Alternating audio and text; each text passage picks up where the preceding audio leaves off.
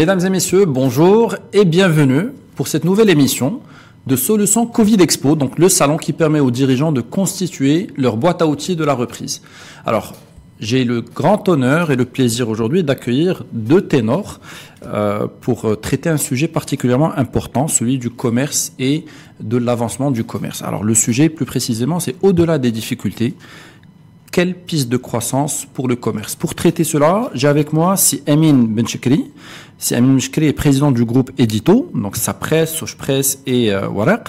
Vous avez été aussi vice-président de la centrale laitière Danone en charge des SI et de la supply chain, et vous avez été associé fondateur d'Arcos Conseil. Si Amin Benchekri, bonjour et bienvenue parmi nous. Bonjour c'est Hicham, merci pour l'invitation et c'est un plaisir d'être là parmi vous dans un concept très novateur et avec lequel j'espère on pourra aboutir sur des choses novatrices également. Merci à vous. Merci. Et nous avons également pour cette émission Monsieur Hamid Belfdel. Monsieur Hamid Belfdel, vous êtes vice-président général de la Fédération Commerce et Services. Vous êtes fondateur du cabinet Al-Khibra. Vous êtes aussi fondateur de plusieurs entreprises, ancien DG de l'agence d'exécution des projets, ancien DG de l'AMDI, ancien DG du CRI, du Grand Casablanca. Et vous êtes aussi et surtout président de la Fondation d'étudiants. Si Hamid, bienvenue, nous sommes ravis de vous avoir avec nous. Merci infiniment et félicitations pour cette initiative de s'adapter, je dirais, au contexte, alors que effectivement l'industrie de l'événementiel est en difficulté. L'innovation fait toujours de trouver des solutions et bravo, j'espère que ça va inspirer beaucoup d'autres. Merci infiniment. Alors je reste avec vous, Si Hamid.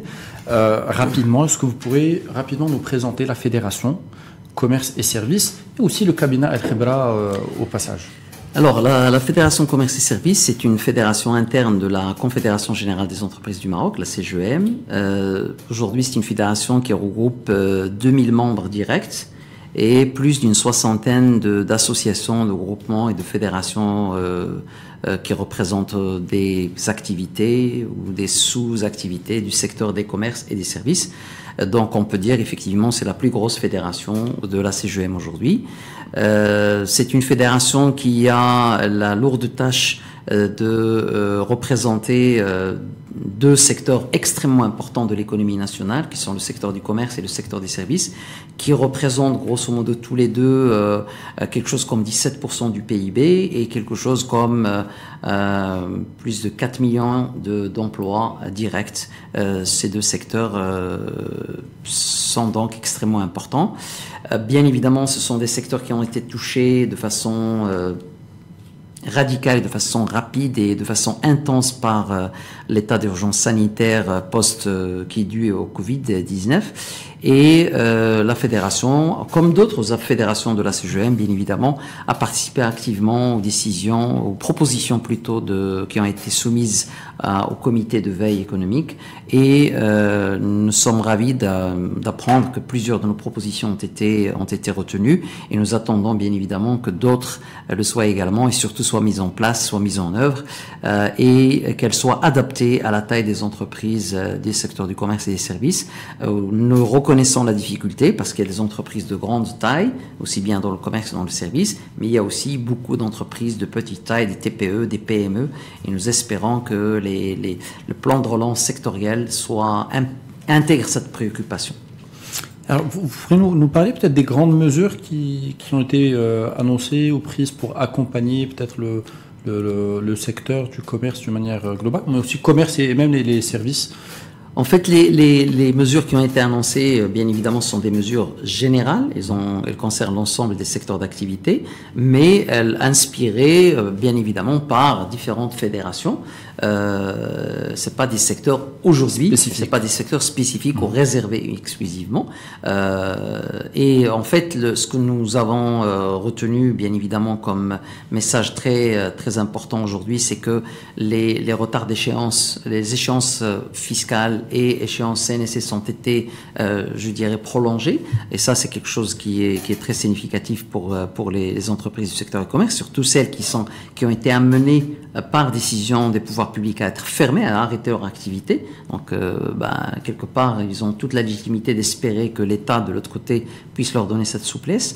Il y a également un point extrêmement important, et qui est en cours et qui est une grande demande. C'est pas encore satisfait pour le commerce. Aujourd'hui, un commerçant, que ce soit un restaurateur ou une boutique ou paye des taxes locales qu'on n'est pas capable de compter avec les doigts des deux mains. Je pèse mes mots et je peux même vous dire que parfois même les acteurs publics concernés n'arrivent pas à les délimiter. Donc ça c'est une aberration. Il y a eu une espèce d'accumulation, j'allais dire de 1000 feuilles, mais là on est sur la million de feuilles plutôt. Et à un moment donné, on n'arrive plus à savoir exactement qu'est-ce que le commerçant doit payer entre la taxe d'enseigne, la taxe professionnelle, la taxe d'ouverture, la taxe de ceci, la taxe de cela. Et donc nous demandons et nous espérons qu'on puisse aboutir rapidement à la mise en place d'une taxe unique, taxe locale unique pour les commerçants, qu'ils soient basés sur leur activité ou peu importe, mais à un moment donné, une taxe unique et que l'État, bien évidemment, se charge de répartir cette taxe sur les différentes parties prenantes concernées.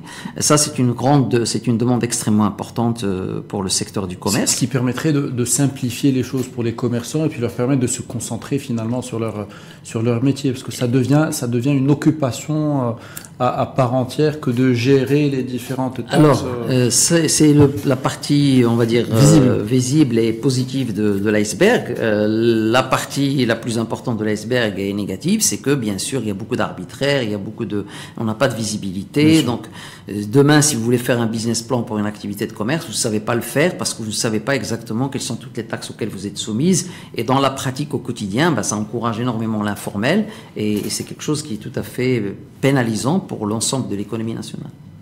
Mais merci infiniment, M. Hamid Belftet. Je vais revenir vers vous dans un instant. M. Amin Benchekri, donc vous êtes président du groupe Édito. Vous avez un métier historique. Je pense particulièrement touché aussi par ces 3-4 derniers mois, par cette période par laquelle nous venons de passer. Quel retour vous avez ? Absolument. Je pense que, en fait, le groupe Édito, c'est plusieurs filiales qui opèrent dans différentes activités, mais il y a une synergie entre les trois et peut-être un petit rappel historique très bref pour positionner le groupe dans son environnement. Édito, c'est principalement le rapprochement de Sapresse et Sogepresse.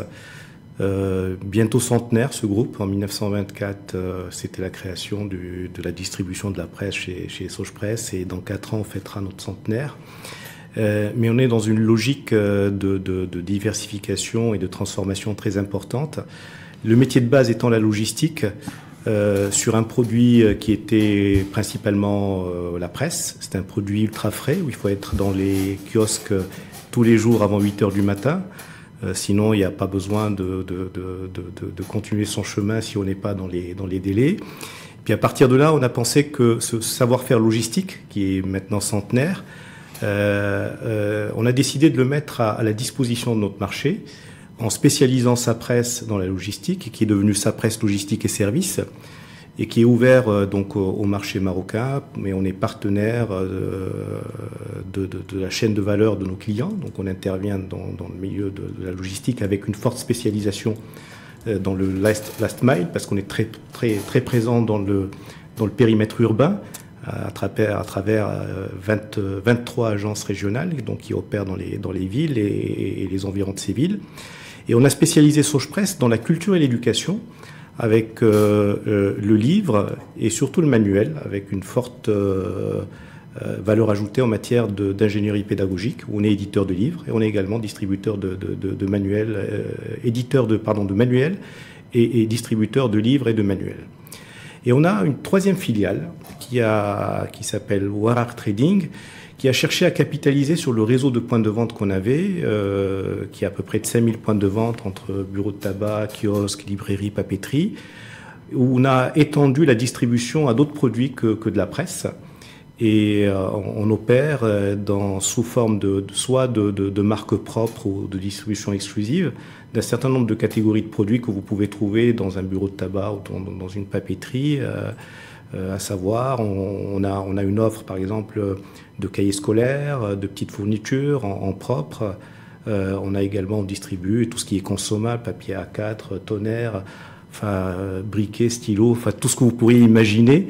Donc c'est une manière également de compenser la vente de la presse dans ces bureaux-là, qui vivaient souvent pour certains exclusivement des revenus de presse. Et à partir de là, c'était également un revenu additionnel et pour nous et pour notre réseau. Et on est en train de développer cette activité-là et qui se base également sur l'expertise logistique de sa presse logistique qui gère les stocks et distribue ces produits-là dans ces 5000 points de vente. Voilà très brièvement la transformation de cette structure où on se définit comme une structure centenaire mais qui fonctionne comme une start-up. Voilà. Alors, je retiens vraiment le terme produit ultra frais finalement, ça c'est quelque chose d'assez exceptionnel. Alors, votre groupe est en train d'opérer une grande transformation. Exact. Mais concrètement, comment un groupe centenaire, on peut dire une vieille maison, mais fièrement, comment un groupe centenaire comme le vôtre peut aller vers des évolutions et des transformations aussi importantes dans ce contexte-là? C'est-à-dire, quelle a été la genèse du projet? Ça a démarré il y a combien de temps? Comment ça s'est fait tout ça? Le projet a démarré il y a 4-5 ans avec cette vision de restructuration qui permet de capitaliser sur l'ADN de nos structures.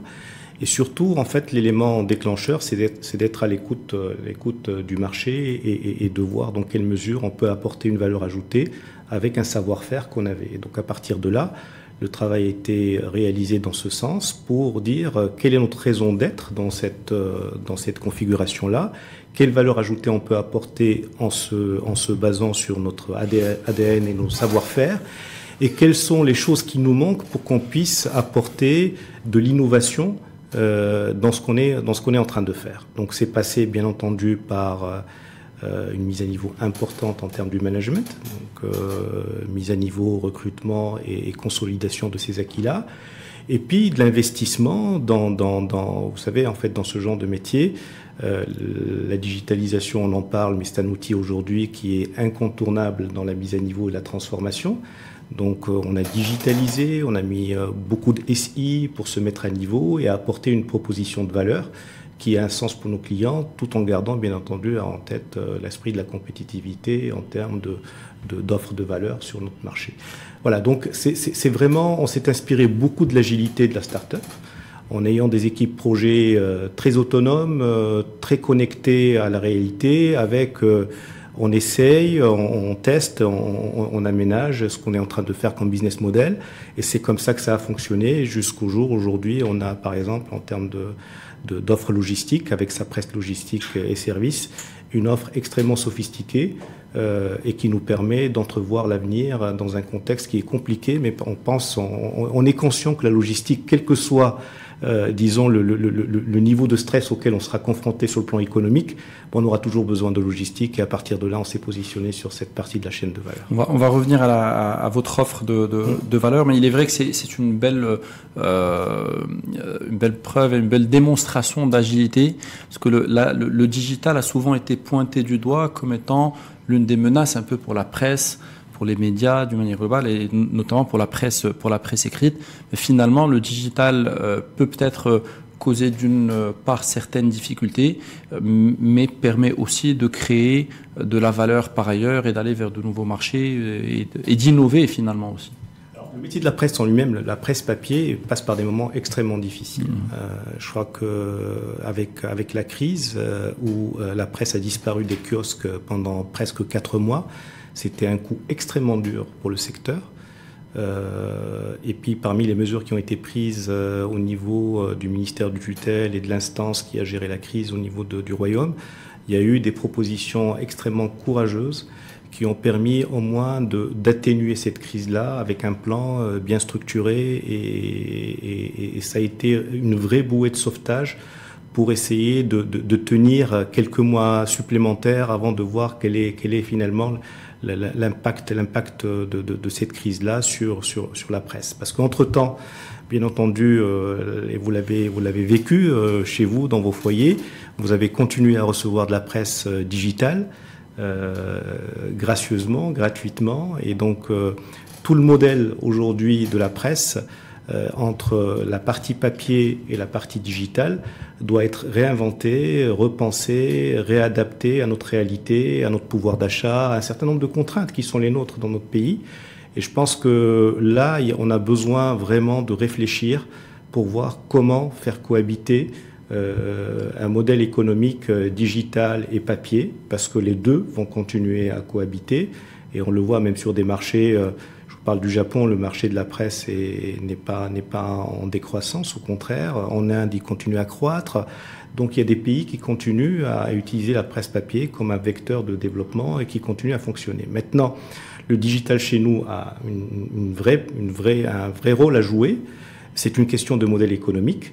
Et je pense que les acteurs sont conscients aujourd'hui, après cette crise-là, qu'il y a une vraie remise en cause et qu'il va falloir réinventer autre chose.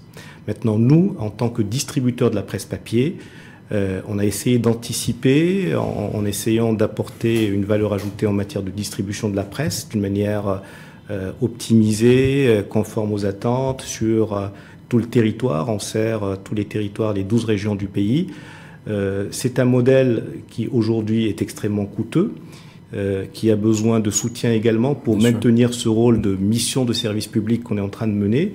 Et les mécanismes qui sont en train d'être mis en place avec les pouvoirs publics, j'espère, à très court terme, vont aboutir sur un modèle économique également équilibré sur la partie distribution, parce qu'elle reste coûteuse par rapport à... Alors, une petite remarque, c'est pas une prestation de service qu'on a, c'est un commissionnement sur les ventes. Donc, alors on va y revenir, si vous permettez, oui. Monsieur Benchkele, dans un instant. On va détailler un petit peu cette offre de valeur, parce que vous parliez du dernier miles, et c'est souvent le volet le plus difficile finalement à gérer et que peu arrivent à maîtriser. Donc c'est particulièrement important, intéressant, et c'est quelque chose qui pourra apporter une vraie valeur ajoutée. On va y revenir dans un instant. Vous parliez de l'agilité un petit peu de la presse. Je rappelle qu'on est dans les studios du groupe Le Matin, d'ailleurs un groupe qui fait aussi depuis déjà quelques années, qui fait preuve d'une belle agilité, parce que c'est l'un des groupes qui a su se diversifier et aller aussi vers le multicanal, et notamment vers le digital. C'est Hamid Belfdel. On a entendu aussi Amin Meshkri parler des difficultés dans le secteur de la presse écrite, mais pas uniquement. Finalement, tous les secteurs sont touchés. C'est valable au Maroc, mais c'est valable à l'international aussi. À votre avis, quelle doit être l'attitude du dirigeant dans des circonstances pareilles? Comment il doit vivre cette expérience-là, et comment doit-on réagir? C'est-à-dire, on voit beaucoup d'entreprises qui se renferment un petit peu, d'autres qui suspendent tout simplement leur activité. Comment passer à l'étape suivante? Quelle est la bonne attitude à avoir? Je pense que l'histoire nous apprend énormément de choses à chaque fois. Quand il y a des crises, les grandes, je dirais, ceux qui s'en sortent, c'est ceux qui, au contraire, ne se renferment pas et essaient de décoder les signaux, qui peuvent être des signaux faibles, des signaux forts, de la crise en question. Alors, je pense que, vous l'avez dit, Hassan Meshkri, il y a un mot qui revient très souvent, c'est qu'il faut qu'on revoie nos modèles économiques.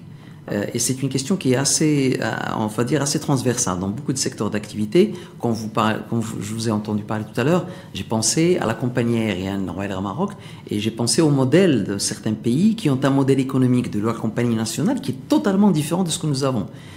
Et effectivement, on regarde la chaîne de valeur. Qu'est-ce qu'elle apporte en fait, cette entité? C'est une entité juridique, mais quel est l'apport d'elle pour l'ensemble de l'économie, pour l'ensemble du développement? Et on essaie de trouver le partage de valeur qui se crée chez les autres pour leur amener chez l'entité qui a apporté. Et ça, c'est quelque chose c'est des modèles sur lesquels il faut qu'on réfléchisse et ne pas être dans un modèle unique, inspiré de l'Hexagone, et on reste sur ce modèle-là. Il faut peut-être aller voir un peu ailleurs ce qui se passe pour enrichir notre façon de faire. Et parfois, il y a des modèles aussi...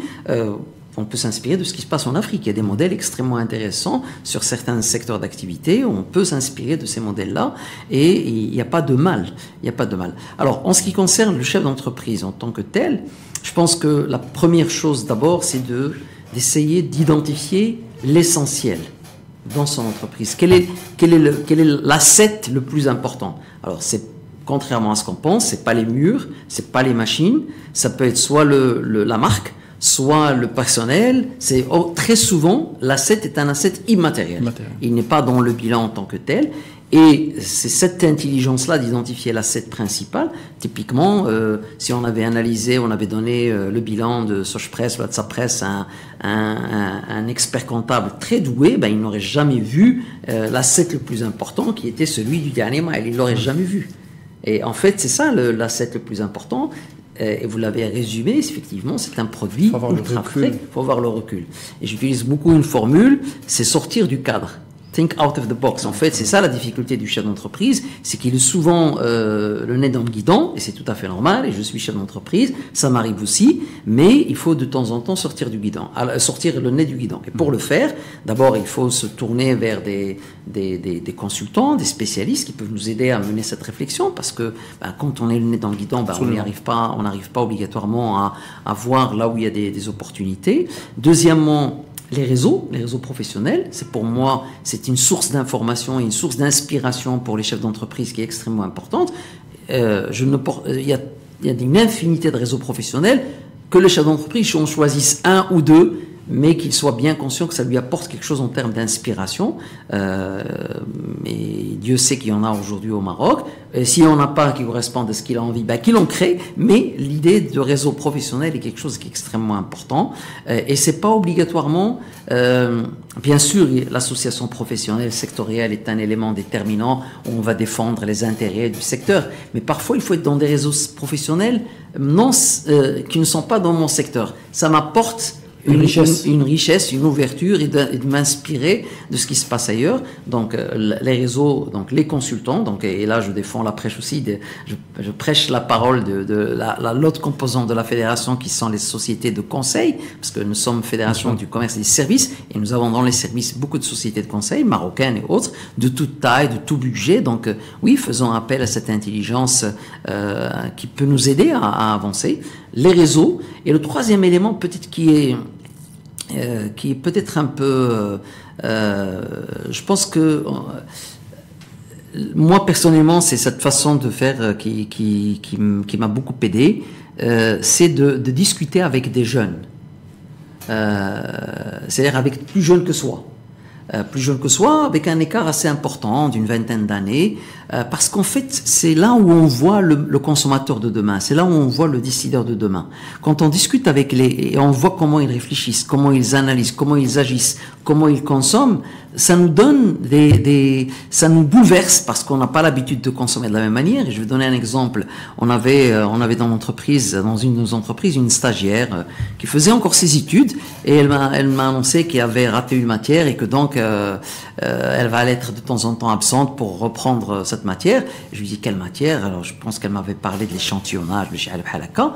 Je me rappelle que j'avais un bouquin. Je dis tiens, j'ai un livre, je vais te la ramener. Quelques semaines après, je lui pose la question. Je vais être très honnête avec vous, mais j'ai pas ouvert le livre. Je dis bon, mais comment vous révisez? Sur Internet. Comment? Quand elle m'a montré, et Dieu sait que moi j'utilise beaucoup Internet, j'ai découvert qu'il y avait une autre façon d'apprendre qui était beaucoup plus riche, beaucoup plus impressionnante, beaucoup plus ouverte que la méthode classique du livre. Bien évidemment, j'adore le livre, je lis les livres, mais j'ai découvert qu'il y a une autre façon. Et ça, c'est donc discuter avec alors ça peut être de la famille, comme ça peut être des stagiaires, comme ça peut être, n'importe qui, mais en discutant avec les jeunes, c'est une façon de voir un peu comment les comportements de consommateurs vont se faire. Une sorte de projection dans le futur. Une sorte de projection dans le futur, exactement. Et bien sûr, on va entendre plein de choses qui ne sont pas intéressantes, mais peut-être que dans tout ce qu'on va entendre, il y aura peut-être une ou deux idées qui peuvent être significatives. Moi, je sais pas. Moi, c'est comme ça que pendant la période du confinement, j'ai lancé une start-up et à un moment donné, je me suis dit là, j'arrive à ma limite. Je vais en parler avec mes enfants. Et j'ai fait des zooms avec mes enfants, leur présentant.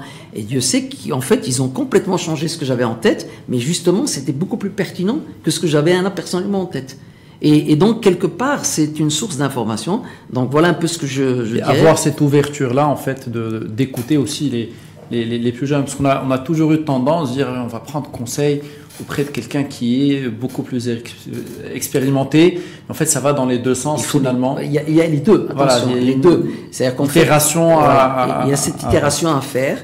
Et on est bien sûr la sagesse des personnes qui ont un background, une expérience, bien sûr, à écouter, mais pour la décortiquer, pour la décoder par rapport à la réalité d'aujourd'hui, surtout par rapport à la réalité de demain, il faut écouter aussi ceux qui vont faire demain. Et pour moi, voilà, c'est un peu ça, les réseaux sociaux, ce sont nos confrères, ceux qui ont plus ou moins les mêmes préoccupations que nous. Et encore une fois, il faut aller voir d'autres secteurs et non pas uniquement son secteur. Les consultants, les sociétés de services nous apportent le benchmark, le regard international, l'expertise des uns et des autres, mais les jeunes nous apportent aussi le lendemain. Et ça, c'est quelque chose qui est... encore une fois, c'est pas quelque chose que j'ai inventé. Quand j'ai lu des histoires de grandes marques, je vais pas citer de marques, de grandes marques internationales, les patrons ont dit, en fait, cette inspiration m'est venue quand j'ai vu des jeunes et des enfants, parfois même des bébés, avec mes produits. Et c'est là où je me suis dit, en fait, je réfléchis avec mon échelle, avec ma façon de faire, alors que moi, je cible cette clientèle. Il faut aller voir cette clientèle. C'est pas uniquement quand je la cible, même parfois dans les secteurs avec le digital en plus. Et ça, c'est peut-être je dirais tout le monde dit, oui, il faut le digital. Mais l'erreur, à mon sens, qu'on est en train de reproduire, c'est de garder les mêmes modèles opératoires, de garder les mêmes approches, et juste en rajoutant le digital. Je donne un exemple. Une fois, comme nous avons une activité d'assurance, nous avons une société de courtage et de conseil en assurance, je vais aller voir un patron d'une compagnie d'assurance et il me fait visiter. Et à un moment donné, j'ai vu un gros chariot être poussé par un agent. Qu'est-ce qu'il y a là-dedans? Plein de papiers. C'est les trucs de maladie. Je dis, mais pourquoi vous ne prenez pas, je sais pas, vous digitalisez pas ce truc-là? Aujourd'hui, tout est matérialisé. Il dit, non, mais tu sais, il y a beaucoup de trafic, les gens, après, c'est pour contrôler, machin, il y a du trafic. Il m'a expliqué, de façon très argumentée, tout le trafic qu'il y avait. Je dis, ah ouais, d'accord. Donc le gars qui est en train de pousser ce chariot, vous en faites un homme riche. Parce que tous les mois ou tous les jours, il va sortir des prospectus et il va les vendre sur le marché. Et en fait, c'est comme ça que vous générez, vous centralisez la source des dérapages ou je sais pas comment on peut appeler ça, de l'arnaque, oui, on va utiliser un terme et il a dit, ouais, tu as raison. J'ai dit, alors que si vous digitalisez, d'abord vous contrôlez plus facilement parce que le digital permet de contrôler et vous rendez service également à vos clients, à vous assurés, et vous rendez service aux médecins qui, au lieu de remplir un papier comme il doit faire, de toute façon, aujourd'hui, tous les médecins quasiment utilisent des outils informatiques, en fait, vous lui donnez la possibilité, le pharmacien, la même chose, et en fait, on va avoir un impact en termes l'impact sur l'ensemble des secteurs. Ça a un effet ruissellement extrêmement important. En fait, il faut réfléchir avec un paradigme lié au digital et avec cette vue d'ensemble. C'est un peu comme quand on veut apprendre l'anglais, il vaut mieux apprendre l'anglais et réfléchir en anglais que d'essayer de faire de la traduction à chaque fois. Donc si on veut développer une activité un peu différemment et digitaliser, il faut aussi que le paradigme soit différent et que ce ne soit pas systématiquement une copie de la pratique normale qu'on va digitaliser. Alors, si Hamid Ben Fadel, moi j'aimerais vous interpeller sur un point avant de revenir vers Amin Ben Chekri. Alors, vous avez une compagnie ou plutôt une société de courtage. D'ailleurs, est-ce que vous pourriez nous en dire un mot, nous la présenter rapidement? Donc, c'est là, l'entreprise s'appelle Al Khibra, il me semble. Al Khibra Assurance. Et est-ce que vous pourriez nous dire, est-ce que finalement les assurances ont couvert ou peuvent couvrir des situations telles que celles par laquelle on passe aujourd'hui? Moi, je suis dans un métier, par exemple, je suis entre autres dans l'événementiel, et c'est vrai qu'on peut se poser des fois un peu les questions, est-ce que c'est couvert, c'est pas couvert, est-ce qu'on peut couvrir ou pas? Alors, est-ce que vous pourriez nous dire ce qu'il en est, que ce soit pour ce métiation ou pour d'autres? Voilà. Est-ce que des situations comme celle-là sont gérables en ayant les bonnes couvertures? Alors effectivement, Al Khibra Assurance, c'est une société de conseil, de courtage et de gestion des assurances et des risques des entreprises et des particuliers, créée en 2005, qui aujourd'hui dispose de des agréments de toutes les branches d'assurance, y compris l'assurance solvabilité client et la réassurance. et nous travaillons avec toutes les compagnies de la place. Nous servons aussi bien les entreprises, quelle que soit leur taille, les grandes entreprises, les PME, les TPE, même les auto-entrepreneurs, bien sûr les particuliers. Par rapport à votre question sur ce type d'événement imprévisible, donc on peut se poser la question, ben oui, est-ce que c'est assurable? Alors il y a plusieurs lectures et plusieurs écoles. D'abord, il y a l'école, on va dire, de la pensée étatique, qui consiste à dire, ah attendez, mais c'est une catastrophe, ça touche tout le monde, et donc c'est à l'État de prendre le relais et d'accompagner ceux qui ont été victimes de cette situation. Nous avons eu cette approche d'une certaine manière, avec l'appui de l'État, les subventions que l'État a accordées à ceux qui ont perdu leur travail. Et l'appui que l'État est en train de mettre en place aux entreprises également. Mais en fait, il y a aussi la possibilité d'imaginer des contrats d'assurance spécifiques qui tiennent compte de cela. Par exemple, dans l'événementiel, il y a des assurances événements, les assurances événements qui existent, qui couvrent l'événement, qui couvrent les dommages que l'événement peut causer à autrui, etc. Mais il y a aussi une assurance qui s'appelle annulation d'événements. Et ça existe depuis très très longtemps et ça s'est vendu au Maroc et ça continue à se vendre. Bien évidemment, comme tout contrat, il faut bien lire le contrat et il faut accepter. Et les petites clauses, voilà. Alors, c'est pas à vous de lire cela. C'est ça, en fait, le rôle. Vous savez, c'est toujours la même chose. Quand moi, je vais chez le médecin et qu'il me parle avec son jargon, à un moment donné, je lui dis, écoutez, dites-moi ce qu'il faut que je fasse ou faites ce qu'il faut faire. Moi, je m'y connais pas. Vous dites jamais à votre médecin, ben non, expliquez-moi pourquoi vous faites cela, etc. Il faut donner la main, finalement. Il faut avoir un partenaire de confiance et qui vous conseille. Et c'est le rôle du courtier en assurance qui a cette responsabilité sur le plan légal. Il est le mandataire de son client, contrairement à l'agent général d'assurance qui, lui, est mandataire de sa compagnie. Donc, le courtier, il a un devoir de conseil. Vous conseiller, ça veut dire quoi? Ça veut dire vous expliquer quelles sont les couvertures que vous pouvez avoir, quel est le prix. Et bien évidemment, c'est à vous de décider. Vous pouvez dire non, je ne prends pas cette garantie parce que je n'ai pas le budget, mais vous assumez les conséquences de ce choix. En connaissance de cause. En connaissance de cause. Alors, l'assurance annulation d'événements, bien sûr, moi j'ai eu des amis, des entreprises clientes, etc., qui nous ont appelés alors que la décision était déjà tombée. Est-ce que je peux avoir l'assurance annulable? Ben non, ça y est, c'est trop tard. ça aurait été pratique. Non, mais ça, ce n'est plus de l'assurance. Ça. Ce n'est plus de l'assurance. Alors après, il y a un autre aspect qui est important, c'est que l'assurance ne peut pas être une source d'enrichissement. Et donc, en fait, pour l'assurance annulation d'événements, il y a ce qui intéresse les organisateurs d'événements, c'est la perte d'exploitation. Alors, je parle des événements, mais vous l'avez compris. Oui, bien sûr, c'est en général. Mais aujourd'hui, on a un mindset, on en parlait tout à l'heure, qui est très culturellement, malheureusement, on est très peu assuré au Maroc. Quand je vois par rapport à d'autres pays, à économie équivalente, il y a d'autres produits d'assurance qui sont extrêmement développés, contrairement à ce que nous avons au Maroc, et ce pour 3 raisons. D'abord, il y a la notion culturelle, non, tout ira bien, etc. Il y a la notion aussi de toute façon, je trouverai bien une solution. Alors, en général, la solution, c'est toujours le fournisseur qui est payé tardivement, ou là, qui n'est jamais payé, etc.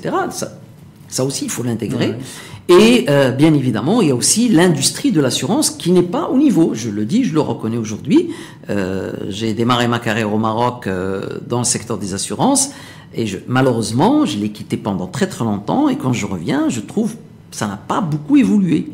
On peut le dire, le secteur des assurances, les compagnies d'assurance pendant cette période, alors que c'est une période de stress, c'est une période de sinistralité, c'est une période sinistrée au sens psychologique du terme, au sens économique du terme, on s'attend à ce que l'assureur soit à côté de ses assurés, de ses clients, pour un peu les soulager. On a beaucoup moins circulé, les gens n'ont pas beaucoup travaillé, on n'est pas allé chez les médecins aussi souvent, et pourtant on va payer la même prime d'assurance automobile, on va payer la même prime accident de travail, et on va payer la même prime assurance maladie. C'est pas normal. Dans d'autres pays, les compagnies d'assurance, très tôt, ont décidé de faire une ristourne sur leur contrat d'assurance à leurs clients. C'est pas énorme. Le geste, mais le geste est important. Merci, c'est Hamid Benfdel. Je reviens vers Amin Benchkri. Alors, Monsieur Benchkri, on a parlé de la transformation du groupe Édito avec toute la nouveauté que va apporter sa presse logistique et services. Alors, concrètement, est-ce que vous pourriez nous dire quelle sera la valeur ajoutée pour les opérateurs? C'est-à-dire, qu'est-ce que cela changera pour les e-commerçants et les commerçants d'une manière globale? Alors, cette entité est un opérateur logistique qui s'adresse à plusieurs types de clients. C'est vrai qu'on a segmenté un peu l'offre et on a réfléchi en termes de proposition de valeur, en se disant, voilà, un client de telle typologie, de tel type, quand il fait son job, c'est quoi ses besoins en matière logistique et quelle est la proposition de valeur que nous, on pourrait lui proposer dans la manière avec laquelle il fait son job, en lui évitant ce qu'on appelle des soucis dans la manière de gérer son job et en lui apportant de la valeur ajoutée auquel peut-être il n'a pas pensé parce qu'il n'est pas dans le métier. Et donc c'est comme ça qu'on a réfléchi par rapport à la proposition de valeur. Donc à partir de là, ce qu'on peut apporter, on peut apporter ce savoir-faire en fait de présence nationale. On est présent sur les 12 régions du pays, où on bénéficie également de cet ADN de la presse, où on est présent pour tous les jours à J+1. Quand on nous confie quelque chose le jour J, on est capable de le délivrer le jour J+1 partout au Maroc. Donc c'est un avantage compétitif qui est très important. Vous couvrez combien de points de vente? On est présent sur les... Alors en point de vente, si vous voulez, il y a deux logiques derrière. Quand on travaille par exemple avec un site e-commerce, on a disons la couverture géographique nationale qui est très importante, avec le niveau de service qui lui est adossé. À savoir, quand on dit qu'on est présent dans cette ville-là, est-ce qu'on est présent tous les jours, 3 fois par semaine, 2 fois par semaine, 4 fois par semaine. Ce qu'on a fait, c'est qu'on est présent dans toutes les grandes villes et les villes moyennes tous les jours. Et on a une fréquence qui est beaucoup moindre sur des villes qui sont difficilement accessibles, mais on s'adapte. Et là aussi, on a des possibilités d'adapter notre service, ce qu'on appelle le service, le SLA, le Service Level Agreement, avec nos clients. Et on peut, moyennant une adaptation de notre outil logistique, de s'adapter sur certaines zones où un client a une demande particulière. Et là, on peut s'adapter. Et c'est là où on parle de partenaire de la chaîne de valeur. On vend jamais la prestation en standard. On a un cadre qui est le standard et on s'assoit avec nos clients pour étudier quelle est la valeur ajoutée qu'on peut leur apporter dans leur chaîne de valeur. Et c'est comme ça que ça fonctionne. Parce qu'on n'a jamais affaire aux mêmes contraintes. Les problématiques diffèrent d'un opérateur à l'autre. D'un opérateur à l'autre, d'un secteur à l'autre. Et du coup, on ne peut pas avoir une approche standard qui peut répondre à l'ensemble des problématiques. C'est pas possible.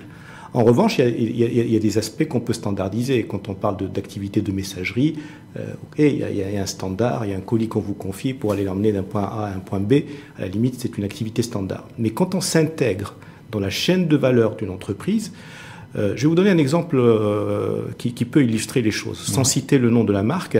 C'est une marque connue sur la place, sur notre marché et au niveau international également, qui a un business model qui consiste à louer des photocopieurs et des imprimantes au lieu de les vendre et elle facture à la copie.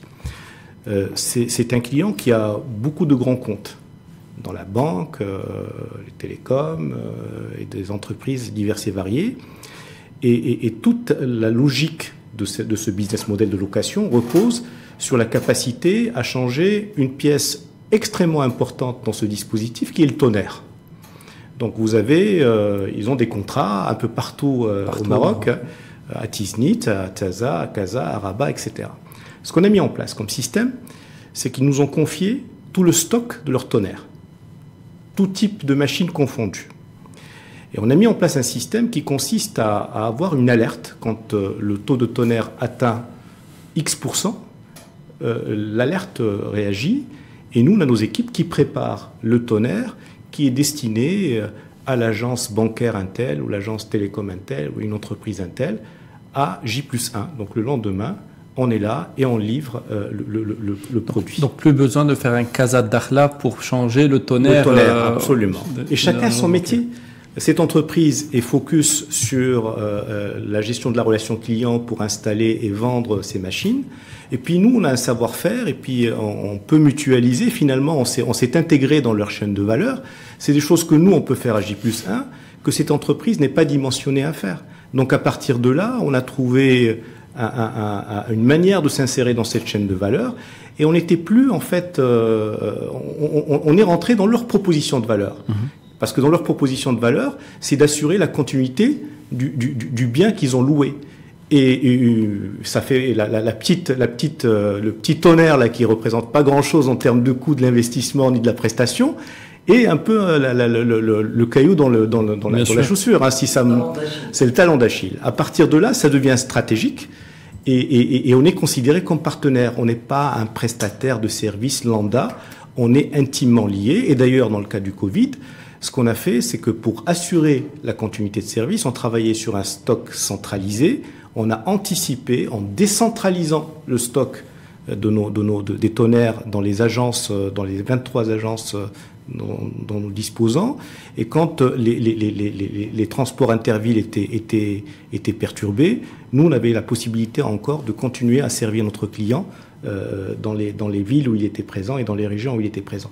Voilà le genre d'approche où quand on s'assoit entre gens responsables, etc., on peut co-construire quelque chose d'innovant à partir de choses qui n'existaient pas avant. Ça peut vraiment être du sur-mesure et aller au-delà d'une simple demande que peut imaginer ou que peut demander une entreprise ou un commerçant. L'idée, c'est peut-être d'ouvrir des portes qui ne l'étaient pas auparavant. En fait. Absolument. Enfin, nous on traite avec des propositions de valeur certes différenciées. Prenons le segment. Là, on a parlé de la prestation de services B2B à B2B, oui. Prenons le cas du segment e-commerce. Ben, en fait, le e-commerce au Maroc, c'est un échantillon de structures qui part de la petite boîte qui fait peut-être une vente tous les 2 jours à des gens qui sont structurés et qui ont un nombre de colis important à envoyer. Ces 2 typologies de structures ont besoin de logistique et ont besoin de gérer leurs relations clients. On donne la même prestation, si vous voulez, du J+1, etc., mais ça ne se fait pas dans la même manière au niveau du process. Dans le cas de la petite entreprise, on a un portail qui permet à la petite entreprise de saisir sa demande, parce que c'est des petites demandes où on ne va pas chercher à interfacer nos systèmes avec les leurs, parce que c'est un coût exorbitant par rapport à l'opportunité. En revanche, des grands sites e-commerce qui ont un trafic important, là on investit dans les interfaces de ce qu'on appelle l'OMS, l'Order Management System, qui permet de remonter l'information qui consiste à dire j'ai 300 colis, 10 à Dakhla, 5 à Casa, 7 à Laayoune, etc. On ne va pas demander à la structure de ressaisir sa commande. Et là, on interface les choses. Ça arrive dans notre système de planification et on va traiter les 2 clients avec le même niveau de qualité de prestation, sauf que le process n'est pas le même parce qu'on a cherché à s'adapter aux contraintes des uns et des autres. Vous savez, aujourd'hui, il y a des gens qui vendent sans citer de nom, des réseaux sociaux sans forcément de site. Hein. Ils prennent les commandes pratiquement avec des messageries instantanées adossées à ces sites, mais qui existent et qui font de la promotion digitale et qui font un certain nombre de choses. Et ces petits commerçants, e-commerçants, ont besoin d'une prestation de service équivalente. Hein, parce que le client final est le même, hein, que ce soit, il peut passer par un petit site. Et la nature de la prestation aussi, au final. Alors, la nature de la prestation reste la même, c'est-à-dire on est dans une prestation, qu'elle vient d'un petit site e-commerce ou d'un grand. Le dernier mile est géré parce que l'expérience de livraison est une expérience extrêmement importante pour le site e-commerce. Donc nous, on a l'avantage d'avoir des gens formés, c'est des salariés à plein temps, qui opèrent pour livrer le dernier mile.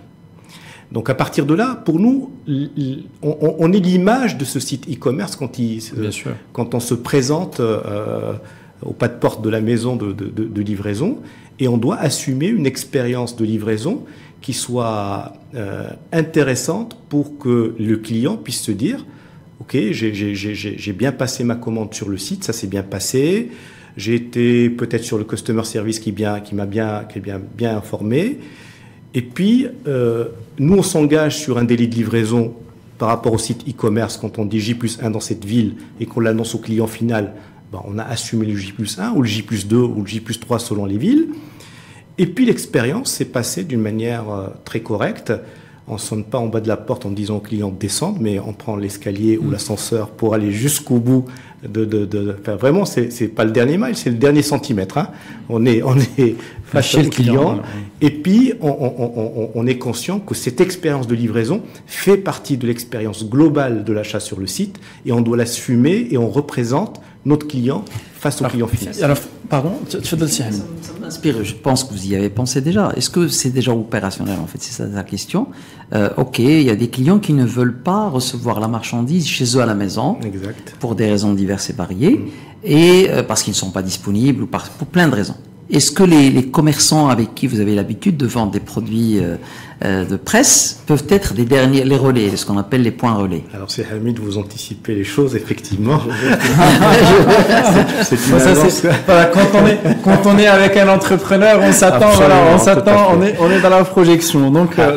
Alors dans le cadre de l'innovation, effectivement, dans les points de vente qui sont nos points de vente historiques, hein, je vous dis, hein, on est centenaire, bientôt centenaire. Et il y a des points de vente qui ont été repris par des générations de père en fils. Hein, donc il y a réellement souvent d'ailleurs. Oui, souvent, effectivement, il y a un vrai lien avec notre structure. On est en train de développer l'activité service. Alors on est en train de le faire sur deux volets. Il y a un volet, on est en train on est agent principal de mobile payment et on est en train de constituer un réseau de mobile payment avec nos points de vente historiques, où vous pourrez venir charger votre téléphone, ce qu'on appelle des opérations de cash-in et de cash-out. Donc, charger votre téléphone ou retirer de l'argent dans un réseau de points de vente. Et parmi les services qu'on est en train de monter, c'est les services points relais, où on est en train d'apporter également un revenu additionnel à ce réseau de points de vente, qui consiste à être un point relais et être notre mandataire pour remettre un colis, avec toute la problématique au Maroc où la majorité des transactions e-commerce se font non pas avec un prépaiement, mais un paiement à la livraison. Donc il y a besoin d'avoir une relation de confiance pour que ce point relais ne se contente pas uniquement de donner un colis quand un client se présente avec le justificatif qu'il faut, etc., mais qu'il est là pour encaisser également, avec derrière un retour de fonds au donneur d'ordre qui est le site e-commerce. Alors j'aimerais revenir sur un point, après on va détailler cela. Donc finalement en termes de ciblage, ça va de la grande entreprise dans le B2B à la grande entreprise dans le B2C aussi, mais ça peut être aussi le commerçant du coin qui aujourd'hui peut avoir accès au marché national. Absolument. En termes de distribution avec du J+1. Absolument, c'est vraiment notre ADN, c'est de pouvoir donner une prestation de qualité indépendamment de la taille de l'entreprise, parce qu'une petite entreprise a des clients dont elle veut tenir, c'est du take care, hein, c'est de la prise elle prend soin de ses clients-là. Et prendre soin de ses clients n'est pas forcément associé à la dimension de l'entreprise. Hein. Que vous soyez petite ou grande, vous avez envie de bichonner votre client et à partir de là, vous cherchez une prestation de service avec on a travaillé sur tout le parcours de l'expérience du site e-commerce depuis sa demande de domiciliation de la prestation chez nous, en passant pour aller faire du ramassage chez lui, ensuite livrer, avoir le retour de fonds. Sur toute la chaîne, en fait. Sur toute la chaîne. Et on a processé l'ensemble des choses. Et la digitalisation, comme vous disiez, c'est Hamid, est venue sur cette proposition de valeur. C'est-à-dire qu'on n'a pas forcé, c'est pas parce qu'on n'a pas cherché à mettre du digital pour faire du digital, mais le digital avait son rôle dans un process, dans le cadre d'une proposition de valeur, qui était clairement identifiée pour chacun de nos segments et qui nous permet de digitaliser par rapport à une proposition de valeur et non pas parce qu'il faut le faire. Alors maintenant, dans la digitalisation, oui, il y a des aspects, on peut dématérialiser, améliorer les choses, etc. Mais c'est des choses additionnelles qu'on met en place. Mais d'abord, est-ce que la digitalisation permet d'atteindre la proposition de valeur telle qu'elle a été définie ou pas? Et parfois, c'est incontournable. Il y a des choses qu'on ne peut pas faire sans digitalisation parce que tout simplement, ça fait partie aujourd'hui, au même titre que de l'eau et de l'électricité, c'est une énergie qui est là, qu'il faut utiliser. Sinon, le modèle économique ne tient pas si on ne digitalise pas, en fait. Parce que surtout si on est sur une masse de flux et avec des valeurs qui ne sont pas significatives, la digitalisation, c'est la seule solution. Nous, on a vu exactement ce problème-là. Quand on a commencé à réfléchir sur l'assurance des auto-entrepreneurs, on a une très forte demande de la part des auto-entrepreneurs, mais bien évidemment, vu que la prime est... On ne peut pas mettre l'outil, je dirais, classique. Il faut absolument que ça soit totalement digitalisé. Depuis, je dirais, la souscription, depuis la déclaration d'intérêt, la souscription, gestion et en cas de sinistre également. Et là, encore une fois, il faut que ce soit, j'aime bien la façon dont tu l'as, il faut que ce soit réellement le mindset digital et non pas, en fait, le mindset expérience. Et c'est ça, en fait, l'expérience utilisateur, l'expérience client, il faut qu'elle soit la plus facile possible. Et par contre, il y a un point, une réponse que j'entends souvent, oui, mais tout le monde n'a pas le smartphone. C'est faux. C'est faux. Tout le monde n'a peut-être pas le frigo, mais tout le monde a le smartphone. Exactement. Après, tout le monde n'a peut-être pas le réseau chez lui, mais il sait où il trouver le réseau. Et bien sûr, et on l'a vu d'ailleurs avec le mécanisme qu'a mis en place l'État pour la subvention, pour l'indemnité qui a été mise en place pour les personnes qui ont perdu leur source de revenus. On a vu toutes les catégories, les salariés déclarés à la CNSS, les ramédistes, les non-ramédistes. Et en fin de compte, le retour qu'on a aujourd'hui, la solution qui a le mieux marché, c'est la solution de recevoir l'information sur son téléphone et de choisir le point où je vais exécuter la transaction. Alors qu'au départ, il y avait une espèce de partage qui avait été fait, ça n'a pas marché, parce qu'encore une fois, l'expérience utilisateur, c'est lui qui sait, ou في العربية بعيد ou في الدوار ولكن نهار السوق يهبط الفيلاج وفي السوق في الفيلاج كاين هذا l'opérateur ما كاينش واحد آخر. Donc il faut qu'il choisisse.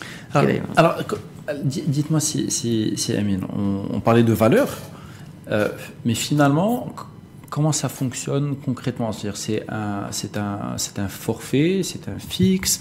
Qu'est-ce que ça coûte aux commerçants? Vous nous parliez d'un modèle assez particulier, c'est du sur-mesure, mais c'est tout en variable. Quel est le modèle de fonctionnement en fait? Le modèle est simple. De toute façon, on est dans un marché où il y a des coûts standards qui sont aujourd'hui apparus comme étant des coûts de prestation.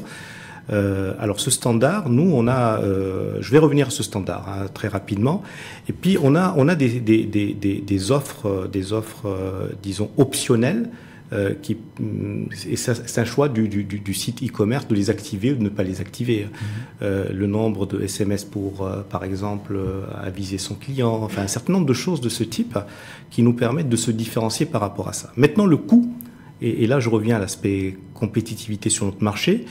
Nous, on a choisi un modèle de livraison planifiée. Donc, on n'est pas dans la course. La course s'adapte bien à des types d'activités, type la restauration, des choses comme ça. Nous, on est dans un modèle planifié. On planifie donc un ramassage et puis une livraison avec une date qui est convenue avec nos clients en fonction des destinations. Je crois qu'il y a une vraie problématique à mettre sur la table à un moment où on voit arriver des opérateurs sur notre marché, où on est dans une logique, alors comment on va appeler ça, d'auto-entrepreneurs, avec des modèles économiques où finalement les entreprises logistiques urbaines font appel à des ressources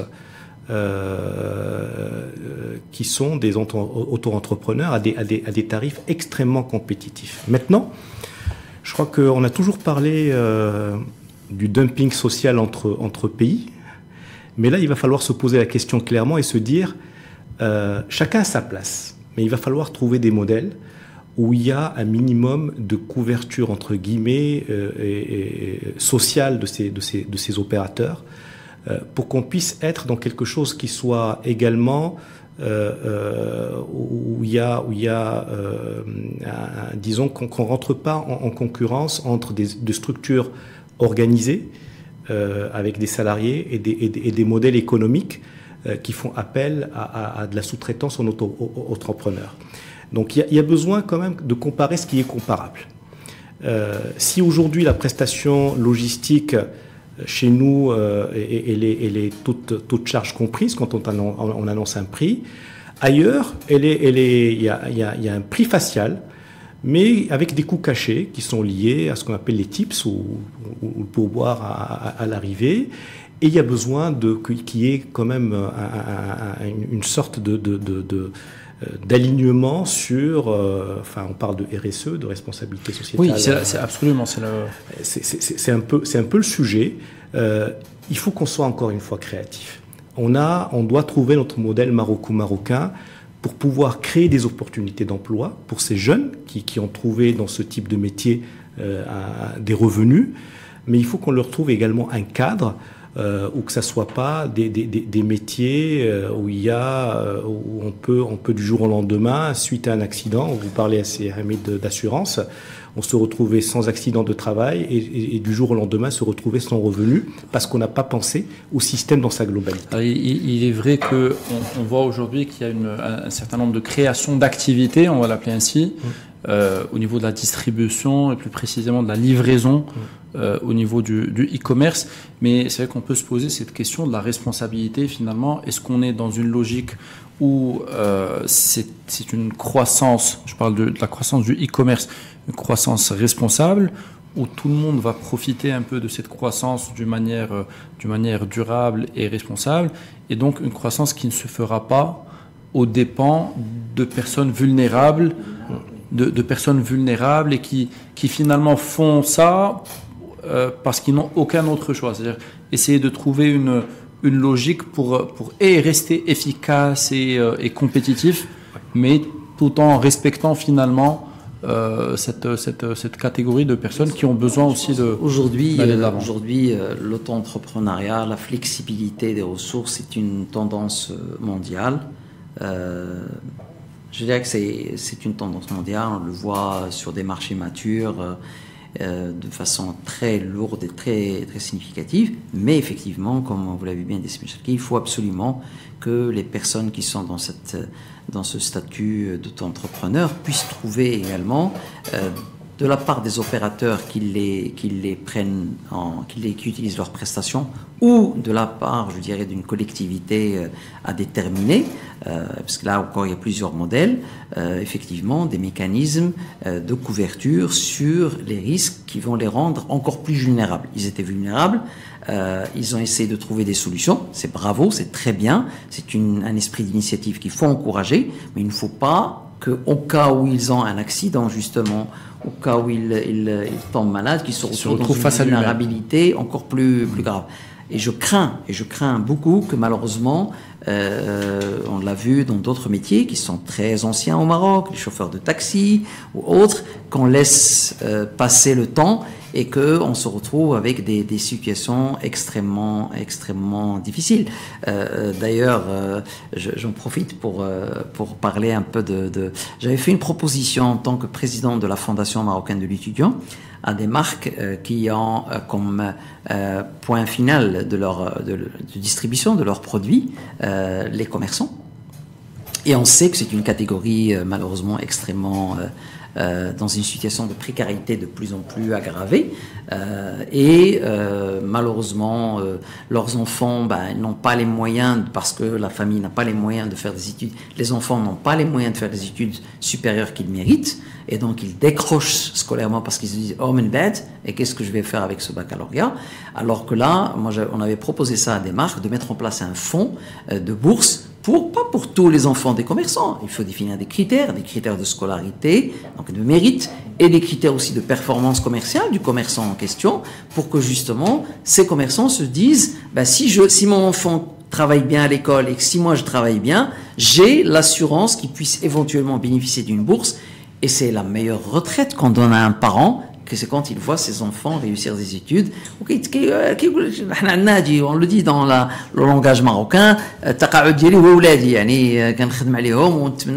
et en fait c'est des modèles de ce type-là et qui sont extrêmement bénéfiques, vertueux Parce que cet enfant qui a fait des études supérieures, il va créer lui-même de la valeur. Alors que quand je cotise à une caisse de retraite, globalement, elle va créer, allez, dans les meilleurs des cas, si le gestionnaire est excellent, elle va créer du 4% par an.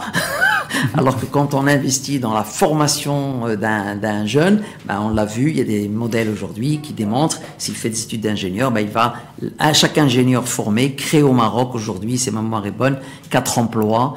Et donc vous imaginez un peu l'impact qui se fait. Et donc tout le monde est bénéficié. Tout le monde, en fait, il trouve son intérêt. Mais encore une fois, c'est une question juste de changer de mindset et de se dire...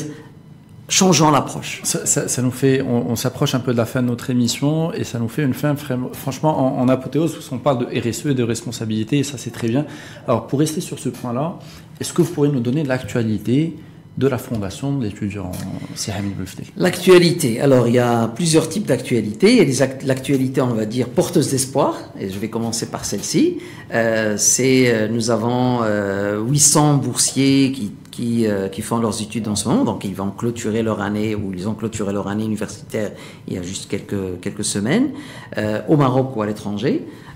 Certains sont bientôt lauréats d'écoles d'ingénieurs ou de facultés de médecine ou d'écoles d'architecture ou d'écoles de gestion, de finance, etc. Donc, et nous avons des résultats extraordinaires, des parcours de vie juste impressionnants, des gens qui, orphelins des 2 parents et qui maintenant se retrouvent à faire du droit, des affaires à Sophia Antipolis, voilà, et à publier des articles de droit dans les revues en ligne.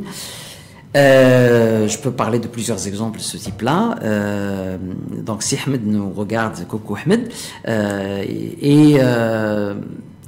des nouvelles un peu moins, quoique aussi, positif aussi, parmi les 16 106 dossiers que nous avons reçus pour la rentrée prochaine, 16 106 candidatures, nous en avons à peu près 900 de mémoire, à peu près 900 qui ont une note supérieure à 18. Donc c'est porteur d'espoir. Supérieur à 18, oui monsieur. Nous n'avons pas les moyens de prendre en charge 900. Vous en prenez combien cette année?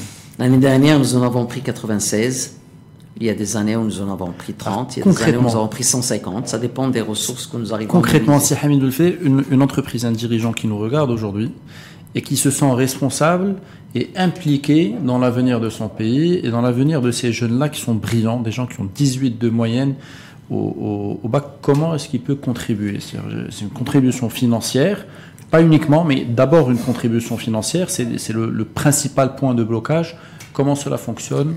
Ces jeunes, effectivement, ils sont brillants et il faut rajouter, ils sont de conditions sociales extrêmement précaires. Beaucoup proviennent des khairiyas, ce qu'on appelle khairiyas dans le jargon marocain, des dirigeants marocains. Ce sont des établissements de protection sociale, le nom officiel en français, et qui, malgré toutes ces conditions, ils sont orphelins dans les villages, peu importe leur camp, dans les douars, et malgré toutes ces conditions, ils arrivent à réussir le baccalauréat avec des notes extraordinaires. Donc, effectivement, c'est un investissement que nous devons tous faire collectivement. Il faut savoir qu'un jeune pris en charge par la Fondation marocaine de l'étudiant coûte en moyenne 27 000 dirhams par an. 27 000 dirhams par an. Alors, pour certains, c'est beaucoup, pour d'autres, c'est peu. Mais ce que je peux dire, c'est que avec cet investissement fait sur ces jeunes filles et garçons, on a un retour sur investissement qui est extraordinaire. D'abord, à titre individuel, on a rempli notre devoir quelque part aussi de retour d'ascenseur, parce qu'il y a quand même quelque chose à dire de façon assez claire. Je pense que quelles que soient nos situations aujourd'hui, particulièrement les chefs d'entreprise qui nous écoutent, ils ont réussi d'une certaine manière. Et s'ils ont réussi, c'est grâce à ce pays. Quel que soit leur métier, leur secteur, quelque part, ce pays leur a donné cette possibilité. Je pense qu'un petit retour d'ascenseur, ça coûte pas cher. 27 000 dirhams, ça coûte pas cher. 27 000 dirhams par an, par une entreprise. Oui. On va parler d'entreprise.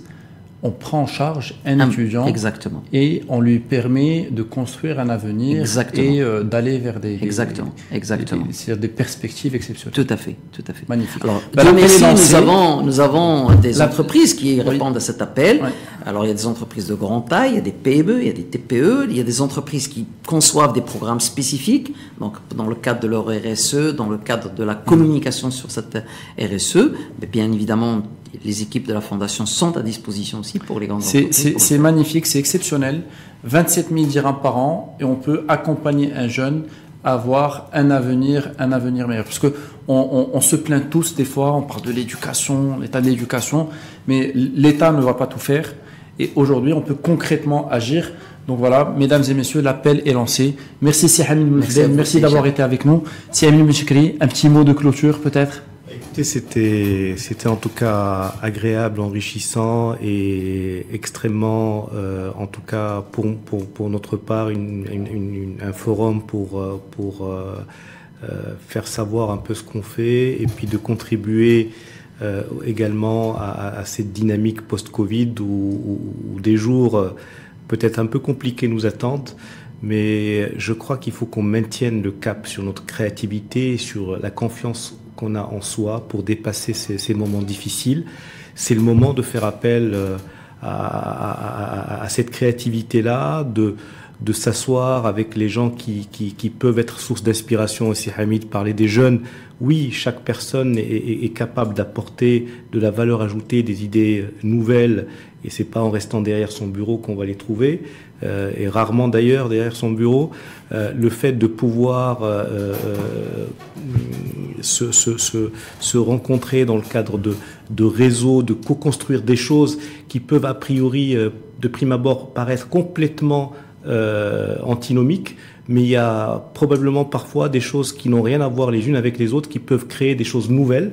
Et je pense qu'il faut sortir justement du cadre et faire appel à sa créativité, à la créativité de ses collaborateurs, de son réseau et de l'écosystème dans lequel on évolue, ou des écosystèmes dans lesquels on n'évolue pas, qui peuvent être source d'inspiration. On a besoin de chercher des propositions de valeur pérennes et pour sortir de cette crise. Et c'est une excellente fenêtre et opportunité pour se remettre en cause sur un certain nombre de choses. Merci en tout cas à vous. Merci infiniment, Hamid Boulchikri. Vous êtes président du groupe Edito, donc Sapress, Sojpress et Waraq Trading. Merci infiniment, Si Hamid Boulfidel. Vous êtes vice-président général de la Fédération Commerce et Services, fondateur d'El Khibra Assurance et président de la Fondation de l'étudiant. Mesdames et messieurs, nous arrivons à la fin de cette émission. J'étais absolument ravi d'avoir nos invités sur ce plateau. Je vous invite à aller visiter le hall d'exposition, visiter les stands, entrez, interagissez, échangez avec les experts et constituez votre boîte à outils de la reprise. Rendez-vous à la prochaine émission. Merci mesdames et messieurs.